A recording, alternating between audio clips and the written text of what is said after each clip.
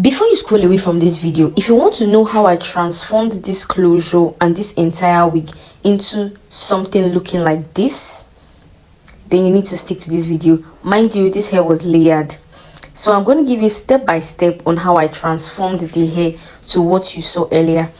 So firstly, let's check out the problem of this hair, of this wig rather. Firstly, the cutting of the fringe from the closure, it was not done properly. You can see it is kind of slanted and like the left side is a bit raised, which is not done properly. Then also the cutting to fit the face is also not done properly. Then thirdly, you can see one side is a bit higher than the other side. That side is, one side is flat, one side is higher, and it is not centralized. So we are going to be adjusting all these things, and we are going to layer the wig, then style the wig. So if you want to watch the step-by-step process of how we achieve the final look, don't skip any process and don't forget to subscribe. So firstly, I had to cut a proper fringe. Now you can see the line I created for the proper fringe, and I centralized the wig. So you remember that the fringe that was earlier cut, the left side was kind of a bit higher, so we have to remove the short strands there, like totally pluck everything out and ventilate with longer strands, because we don't want that side to be short. You can use either two methods. Either you want to pluck manually or you use a hair remover. In this case, I used a hair remover, and I was so careful. If you are not careful, you would end up touching the parts that you did not plan to touch. After applying the hair remover, I actually washed it and dried, so it's a clean state and it is ready for me to ventilate. I already finished ventilating here, and if you want to know how to ventilate, I have videos on ventilation which I'll tag to this video. So anyway, I've put the hair back on my dummy head. You can see that now everything is looking okay, normal. And now to get a perfect, I centralized the pattern. Now to get a flat look, you have to hot comb.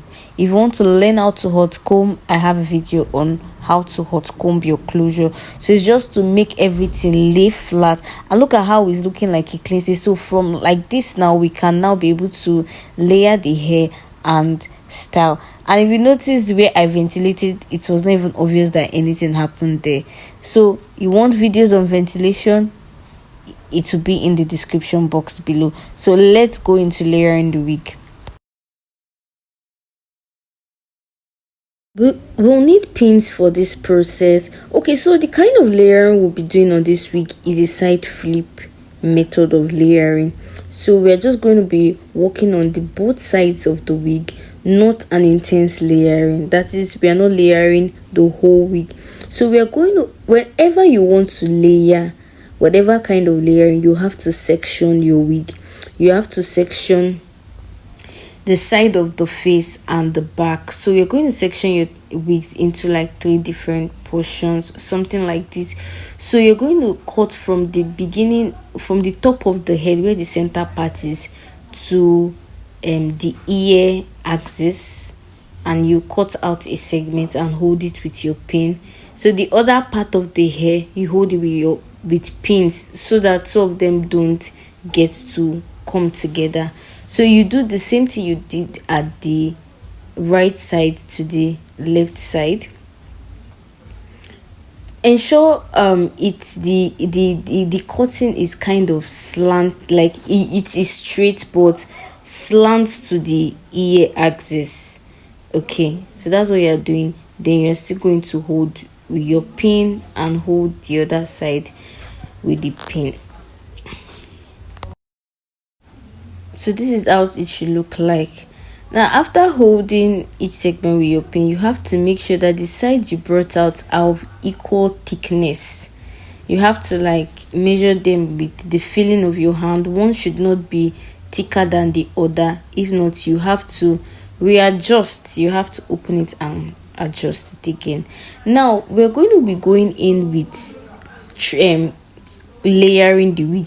Now this is not the scissors that is being used to layer, but because the layering I'm doing is a subtle layer, it's just subtle, it's not really intense, so that's why I'm going in with these scissors. It's usually a small pointed scissors that you use for layering, but like I said, I'm just doing a subtle side flip method, just a subtle layering. That if you don't want to like cut your wig.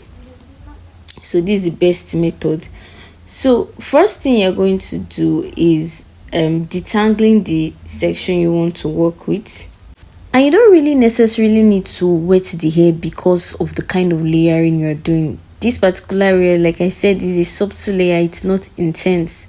So now firstly, you're going to start from, like, you have to check where you want to start your layering from. So you're going to cut 2 small portions at either sides of the face, then cut it so that you would know where to start your cutting from, because you're just going to be cutting slantly. Do you understand? So this is me just bringing out a small portion from both sides to, you know, create a part where I want my layering to start. It depends on how you want to, wherever you want your layering to start for. It can be shorter than this, it can be longer than this, depending on the length of the wig. So for me, this is more comfortable. That's why I started from here, because to an extent the wig is still longer, so I still have enough hair to work with at the lower part. So if the hair is actually shorter than this, you know that your starting of cutting has to be kind of, you know, upwards. So we're just going to be cutting portions by portions. This is where the main work is, because you cannot just cut anyhow. You have to cut in portions. So I'm going to cut the 4th portion where I know my hand can work with, and you're going with your 2 fingers, which is, should I say, the first finger and the 4th finger. I really don't know names of fingers, but you can see how my hand is. You can see me brushing thoroughly and combing thoroughly, so it can come well. And you should notice there's everything in layering is direction. Direction is very important. Direction of the hair. I don't know, I think I covered what I was doing here, but basically what I later noticed that I covered it. So basically what I just did is slantly cutting the hair, and my hand was moving downwards. See the direction of my comb? My hand was moving downwards as I was cutting with the scissors. Sorry, see the direction of my scissors, not comb. So this is exactly what I did the first time, something like this. So you can already see the slantness. Now you're going to go in with the second, like another portion, continue from where you stopped. Now the slant should start from the beginning of where you cut those 2 portions to start your framing from the beginning of there to the end of where the hair is, like where the length of the hair is actually. So I don't know if you understand what I'm trying to say, but what I'm trying to say is my hair is covering. What I'm trying to say is the slantness should go and reach the end of the wig, like the end of the wig. Now the tricky part is doing the second the layering of the other side, because you have to make sure your scissors is in the same direction with the way the other one is, so that the slant of that first one will just be exactly the way the slant of the second one will be. Because you might have a particular side that is slightly slanted, then you can now go and over slant the other side.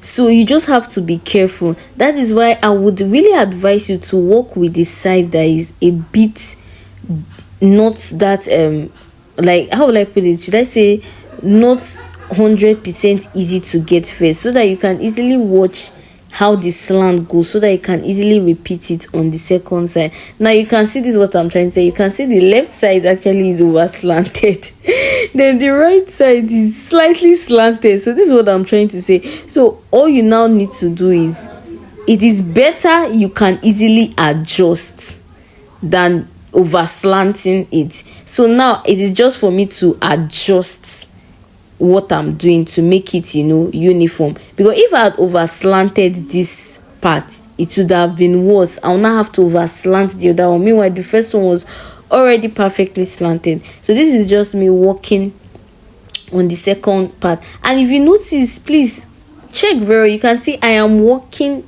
with it in, like, should I say batches? I think that's the right word, or in cut, because you cannot just carry that whole portion and flip and start cutting. You will make mistake. So just carry it small and, you know, and trim.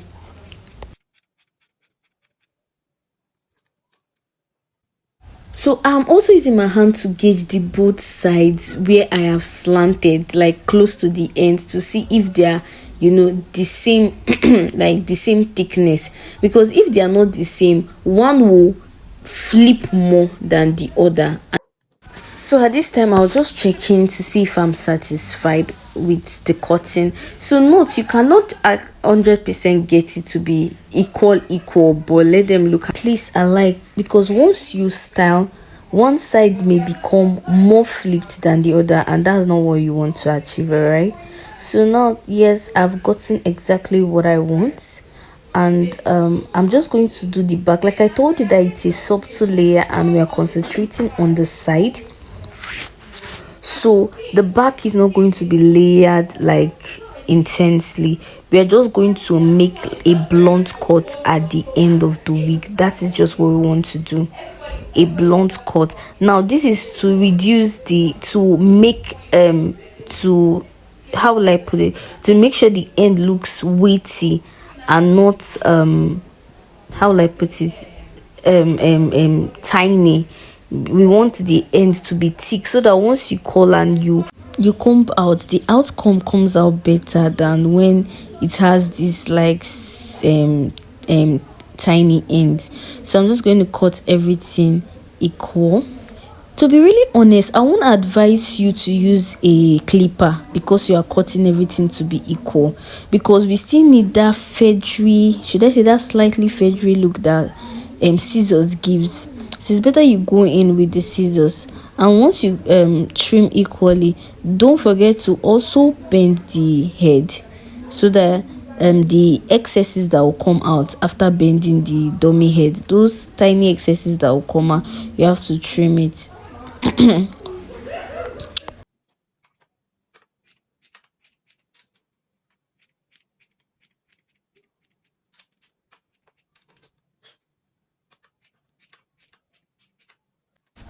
So when you're done, this is how your wig will come out. You can just, you know, pin, you can decide to pin the back again, but I'm just going to show you this how it will come out. So you're going to work with 3 different sections. So I'm going to show you the amount of hair that would come out after cutting.